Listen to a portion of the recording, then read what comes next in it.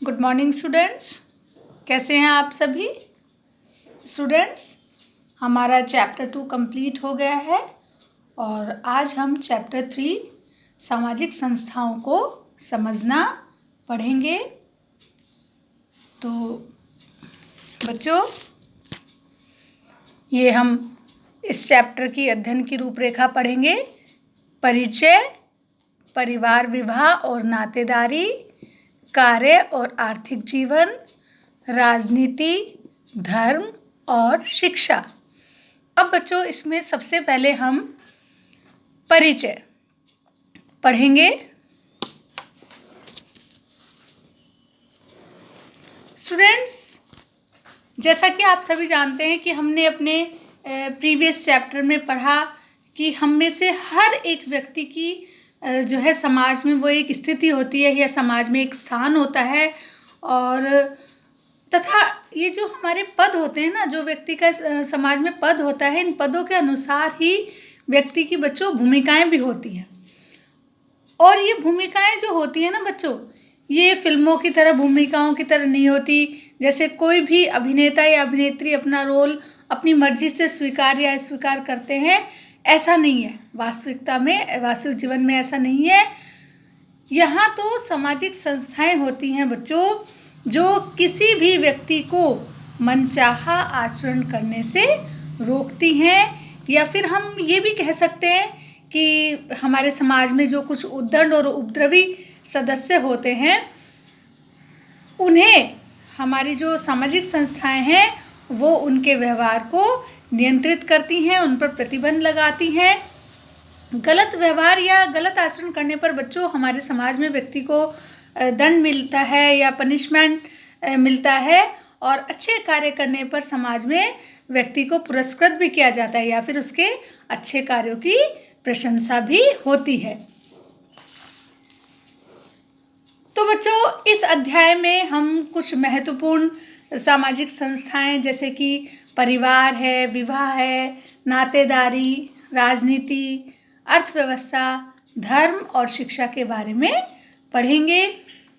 सामाजिक संस्थाएं बच्चों मानव जीवन में बहुत उपयोगी होती हैं, और ये जो संस्थाएं हैं, अभी मैंने आपको बताया कि प्रतिबंध भी लगाती हैं व्यक्ति पर, साथ ही व्यक्तियों को ये बहुत सारे अवसर भी प्रदान करती हैं। व्यक्ति को समाज में रहकर क्या करना चाहिए, क्या नहीं करना चाहिए, इन सब का निर्धारण जो ये सामाजिक संस्थाएं हैं यही करती हैं। और इस प्रकार जन्म से लेकर मानव का जो व्यवहार है उसका निर्धारण विभिन्न संस्थाओं के द्वारा ही होता है। बच्चों, मनुष्य की अनेकों प्राणी शास्त्रीय और सामाजिक आवश्यकताएं होती हैं, और मनुष्य की इन्हीं सामाजिक आवश्यकताओं की पूर्ति किसके द्वारा होती है? हमारे सामाजिक संस्थाओं के द्वारा होती है। और बच्चों, समाज में हमें औपचारिक और अनौपचारिक दो प्रकार की सामाजिक संस्थाएं देखने को मिलती हैं। जैसे परिवार और धर्म जो है बच्चों, वो हमारे अनौपचारिक सामाजिक संस्था है, लेकिन कानून और शिक्षा हमारे औपचारिक सामाजिक संस्थाओं के उदाहरण हैं। तो बच्चों, हमने अभी परिचय पढ़ा, अब हम पढ़ने जा रहे हैं परिवार, विवाह और नातेदारी। बच्चों, सबसे पहले परिवार की बात करते हैं। परिवार, फैमिली, ये जो परिवार है बच्चों, ये समाज की वह केंद्रीय इकाई है जिसमें माता पिता, भाई बहन, चाचा चाची और भतीजे भतीजी, पुत्र पुत्री आदि होते हैं। और स्टूडेंट्स, परिवार में ही क्या होता है? जो परिवार होते हैं वो पारस्परिक स्नेह और उत्तरदायित्व की भावना से परिपूर्ण होते हैं। आप भी देखते हैं कि आप सभी अपने परिवार के सभी सदस्यों के प्रति आप लोगों में आपस में कितना प्रेम और सहानुभूति होता है। और परिवार जो है वो सबसे इम्पोर्टेंट, सबसे महत्वपूर्ण सामाजिक संस्था है। व्यक्ति के जीवन क्रम को निर्धारित करने में जितना परिवार का हाथ होता है, संभवतः उतना किसी भी संस्था का नहीं होता। परिवार समाज की शिक्षा देने वाली अनौपचारिक संस्था है। और बच्चों, हम और आप जैसे परिवार में रहते हैं, प्राय सभी परिवार ऐसे ही होते हैं। सामाजिक मानव विज्ञान ने बच्चों विभिन्न प्रकार की संस्कृतियों पर अनेकों अनुसंधान किए हैं, अनेकों रिसर्च की हैं, और उन्हीं के आधार पर ये जाना गया है कि विभिन्न समाजों में परिवार का रूप, भले ही स्वरूप उसका भिन्न भिन्न है, लेकिन परिवार, विवाह और नातेदारी संस्थाएं सभी समाजों में एक अपना महत्वपूर्ण स्थान रखती हैं। माय डियर चिल्ड्रन, अनेकों प्रकारवादियों के अनुसार जो मूल परिवार है उसको औद्योगिक सामाजिक समाज की आवश्यकता पूरी करने वाली एक सबसे उत्तम साधन संपन्न इकाई के रूप में देखा जाता है। ऐसे परिवारों में बच्चों क्या होता है कि घर का एक सदस्य घर के बाहर काम करते हैं, जैसे कि पिताजी जो हैं वो आजीविका कमाने के लिए घर से बाहर काम करने जाते हैं, और दूसरा सदस्य यानी कि माताजी घर और बच्चों की देखभाल करती हैं। और इस तरह बच्चों व्यवहारिक रूप से मूल परिवार में जो पति हैं वो जीविका चलाने में सहायक, और पत्नी घर के संरचनाएं या प्रभावशाली भावनात्मक भूमिका निभाती हैं। और इस तरह बच्चों हमने जाना कि परिवार का महत्व। अब परिवार के स्वरूपों में परिवर्तन, जो भारत में परिवार का स्वरूप बदलता जा रहा है, जैसे कि मूल परिवार से संयुक्त परिवार की ओर बदलाव हो रहा है। समाजशास्त्री M.A. शाह के अनुसार बच्चों भारत में संयुक्त परिवार में निरंतर वृद्धि का जो मुख्य कारण है वो भारत में औसत आयु में वृद्धि होना है। और अनेकों अध्ययनों से बच्चों पता चलता है कि विभिन्न समाजों में परिवार के विभिन्न स्वरूप पाए जाते हैं। आवास के नियम के अनुसार कुछ समाजों में विवाह और पारिवारिक प्रथाओं में मात्र स्थानिक हैं और कुछ पितृस्थानिक। मात्र स्थानिक परिवारों में बच्चों जो नवदंपति होते हैं वो पत्नी के माता पिता के साथ रहते हैं, जबकि पितृस्थानिक परिवार में नवदंपति पति के माता पिता के साथ रहते हैं।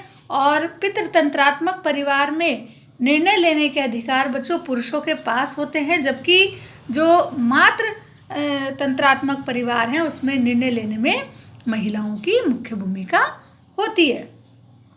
अब बच्चों जानेंगे कि परिवार किस तरह लिंगवादी हैं। स्टूडेंट्स, समाज में आप भी आज भी लोगों की ये विचारधारा होती है कि लड़का जो है जब माँ बाप बूढ़े हो जाएंगे तो उनकी वृद्धावस्था में सहायता करेगा, उनका वंश चलाएगा, उनके बुढ़ापे का सहारा बनेगा, और लड़की तो विवाह के बाद दूसरे घर चली जाएगी।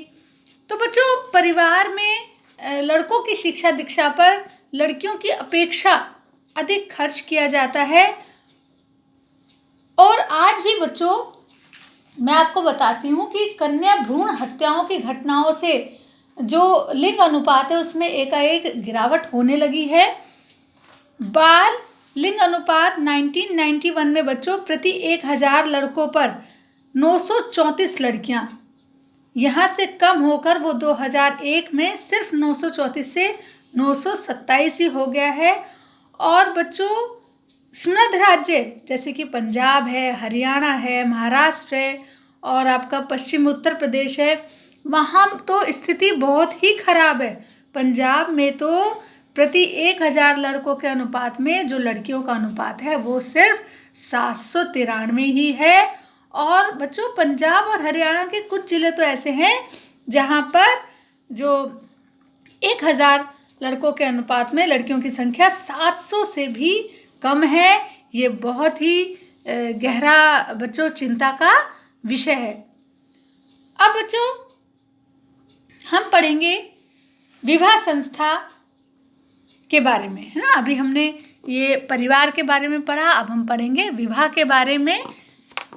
तो बच्चों विवाह जो है परिवार के बाद अब हम पढ़ने जा रहे हैं विवाह संस्था के बारे में। ऐतिहासिक रूप से विभिन्न समाजों में विवाह के सभी व्यापक विभिन्न रूप पाए गए हैं। जैसे बच्चों विवाह के अनेक रूप हैं, लेकिन वैधानिक रूप से विवाह के 2 रूप पाए जाते हैं, एक विवाह और बहुविवाह। एक विवाह प्रथा में बच्चों केवल एक ही विवाह करते हैं। एक पुरुष या स्त्री को केवल एक ही विवाह करने का अधिकार प्राप्त होता है। और आज के समय में जो एक विवाह परिवार हैं बच्चों, उन्हीं का प्रचलन भी है। और प्राय कई समाजों में व्यक्तियों को पुनः विवाह की अनुमति कब मिलती है? जब उसके पहले साथी की मृत्यु हो जाए या तलाक हो जाए, तभी उसे दूसरा विवाह करने की अनुमति मिलती है। और वो एक समय में एक से अधिक, कोई भी पुरुष एक समय में एक से अधिक पत्नी नहीं रख सकता है और कोई भी स्त्री एक समय में एक से अधिक पति नहीं रख सकती हैं। और अधिकांश भागों में तो बच्चों ऐसा होता है कि पत्नी की मृत्यु के बाद ही जो पुरुष हैं उनको पुनर्विवाह करने का नियम है। अब बच्चों हमने पढ़ा एक विवाह, अब हम पढ़ेंगे बहुविवाह प्रथा के बारे में। बच्चों बहुविवाह प्रथा एक समय में एक से अधिक साथी होने का द्योतक है। इसमें बहुपत्नी प्रथा यानी कि किसी पुरुष की 2 या 2 से अधिक पत्नियां होती हैं, और बहुपति प्रथा में यानी किसी स्त्री के 2 या 2 से अधिक पति होते हैं। अब आती है बच्चों विवाह निश्चित करना। विवाह निश्चित करना कुछ समाजों में बच्चों विवाह साथी के जो चुनाव का निर्णय है वो अभिभावकों या संबंधियों के द्वारा किया जाता है। हमारे भारतीय समाज में वैसे मोस्टली यही हमारी संस्कृति है, देखने को मिलता है कि जो हमारे माता पिता हैं वही हमारे विवाह के लिए जो सुयोग्य वर या वधू है उसका चुनाव करते हैं। और जैसा कि आप भी अपने समाज में देखते हैं कि लड़के के लिए वधू या लड़कियों के लिए वर का चयन माता पिता ही करते हैं। लेकिन कुछ समाज ऐसे भी हैं जहां वर या वधू का चयन करने में व्यक्तियों को अपेक्षाकृत स्वतंत्रता होती है। अब बच्चों हम पढ़ेंगे अंतर्विवाह और बहिर्विवाह के नियम। स्टूडेंट्स, विवाह साथी की योग्यता अयोग्यता नियंत्रित करने वाले नियमों के आधार पर जो विवाह के रूपों को अंतर्विवाह और बहिर्विवाह 2 रूपों में वर्गीकृत किया गया है। सबसे पहले बच्चों अंतर्विवाह क्या होते हैं? बच्चों किसी भी विशिष्ट जाति, वर्ग या जनजातीय समूह के अंतर्गत किए जाने वाले विवाह को अंतर्विवाह कहते हैं। और बहिर्विवाह बच्चों अपने समूह यानी कि अपनी जाति, वर्ग आदि से बाहर किए जाने वाले विवाह को बहिर्विवाह कहते हैं। मतलब कि हम अपनी कास्ट में शादी ना करके विवाह दूसरी कास्ट में अगर विवाह कर रहे हैं तो वो बहिर्विवाह कहलाते हैं। उत्तरी भारत के कुछ गांवों में तो बच्चों बहिर्विवाह का प्रचलन है और इसके अंतर्गत ये निश्चित होता है कि जिन परिवारों में लड़कियों का विवाह किया जाए वे घर से काफ़ी दूर हों, जिससे कि लड़की के जो परिवार या नातेदार हैं उनका लड़की के ससुराल में कोई भी हस्तक्षेप ना हो, कोई भी इंटरफेयर ना हो और लड़की जो है वो अपने ससुराल में भली भांति अपना जीवन यापन कर सके और लड़कियां अपने माता पिता के पास बार बार ना जा सकें, है ना। तो बच्चों अब हमने पढ़ा विवाह के बारे में, अब हम पढ़ेंगे नातेदारी के बारे में। बच्चों नातेदारी जो व्यवस्था है वो प्रत्येक समाज में पाई जाती है। हर एक समाज में जन्म लेने के कारण या विवाह के कारण कुछ मानव समूह एक दूसरे से अत्यंत घनिष्ठ रूप से संबंधित हो जाते हैं। इस प्रकार जो ये नातेदारी व्यवस्था है बच्चों, ये रक्त संबंध या विवाह संबंध पर आधारित होती है। तो सबसे पहले हम रक्त संबंधी नातेदारी के बारे में मैं आपको बताऊंगी। बच्चों रक्त संबंधी नातेदारी में वो लोग आते हैं जो समान रक्त के आधार पर एक दूसरे से संबंधित होते हैं, जैसे माता पिता और उनके मध्य संबंध। जैसे बच्चों आपके पेरेंट्स हैं, आपके मम्मी डैडी हैं और आपके भाई बहन हैं, आप लोगों में आपस में आप कैसे नातेदार हैं आपस में? आप रक्त संबंधी, आपका ब्लड रिलेशन है आपस में, है ना। तो आप रक्त संबंधी नातेदारी है आपकी। अब पढ़ेंगे बच्चों विवाह संबंधी नातेदारी। माय डियर चिल्ड्रन, विवाह के पश्चात केवल स्त्री और पुरुष में ही संबंध नहीं होता, बल्कि इनसे संबंधित नातेदार एक दूसरे के क्या हो जाते हैं, संबंधी हो जाते हैं। उदाहरण के लिए पुरुष पति के साथ साथ दामाद बनता है, किसी का जीजा बनता है, फूफा बनता है, मौसा होता है, साढ़ू होता है, और पत्नी बच्चों बहू, भाभी, देवरानी, जेठानी, चाची आदि बनती हैं। और इस प्रकार कुछ अन्य संबंधी जैसे बहनोई हैं, ससुर हैं, दामाद हैं, बहू हैं, देवर हैं, भाभी आदि बनते हैं। सो माय डियर चिल्ड्रन, आज हमने अंडरस्टैंडिंग सोशल इंस्टीट्यूशन, सामाजिक संस्थाओं को समझना के अंतर्गत हमने परिवार, विवाह और नातेदारी को समझा।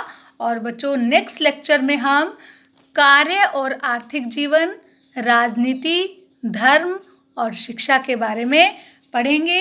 तब तक के लिए बच्चों take care and good bye.